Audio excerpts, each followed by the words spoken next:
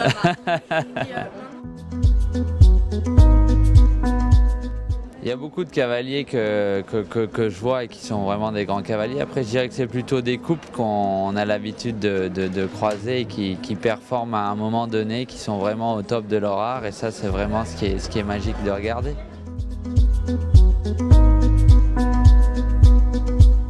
Parce que c'est vrai qu'il faut toujours persévérer de toute façon avec les chevaux, mais des fois, il ne faut pas non plus s'entêter. Mais bon, de toute façon, il faut être capable de fournir une dose de travail sûrement supérieure aux autres pour faire la différence.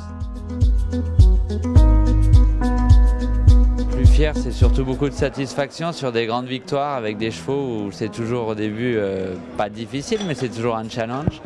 Et quand on arrive effectivement à un accomplissement avec un cheval qu'on travaille depuis des années et des années, c'est toujours une grande satisfaction.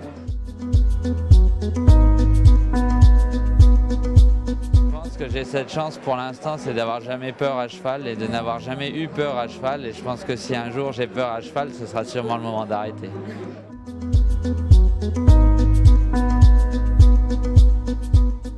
Non, une déception, une désillusion, ça c'est notre quotidien, hein. Ça fait partie de notre sport. Chaque week-end, on a des joies et des déceptions, et avec les chevaux, c'est comme ça. Et voilà, il faut savoir rebondir très rapidement. C'est sûr que moi, le plus marquant et le plus récent, c'était Rio, mais la semaine d'après, je gagnais le Grand Prix à Valence. Donc ça, c'est vraiment la vie avec les chevaux. Si on n'est pas capable de l'accepter, ça ne peut pas aller.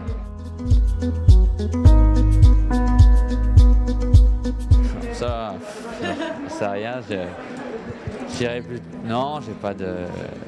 Un bon cheval, c'est un bon cheval. Et ils ont vraiment ils se retrouvent les mêmes qualités en fait chez soit des ongles, des juments ou des étalons.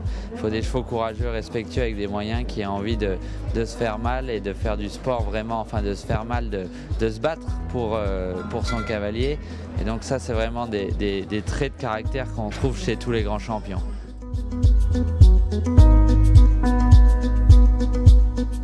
Aujourd'hui, ce sera Ryan. D'accord. Et Panama?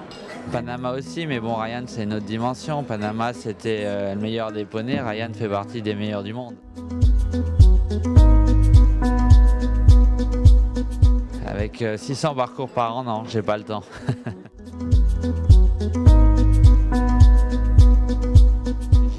C'est très loin, mais après je dirais que chaque week-end on fait maintenant du grand sport, on fait énormément de 5 étoiles, et être le plus performant et vraiment avoir une régularité, c'est ce qui compte le plus pour moi.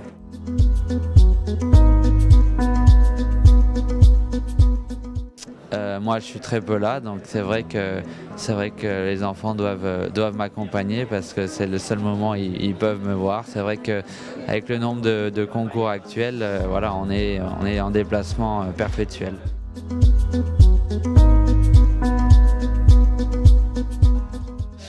Honnêtement, je suis vraiment pas à la maison, donc ça c'est vraiment voilà, ça c'est un peu le bémol de notre vie. Après, voilà, peut-être qu'on est capable de faire ça à 10 ans, 15 ans, mais je pense forcément il y a un moment on sera obligé de lever un peu le pied, mais c'est vrai qu'on rentre, on défait la valise, on refait la valise et on repart.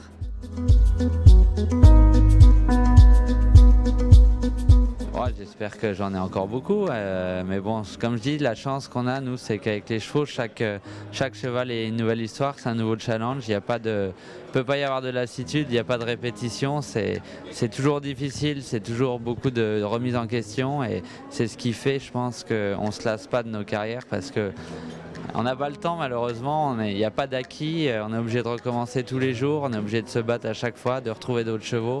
Donc c'est vrai que c'est toujours, on est obligé de se donner à fond tout le temps.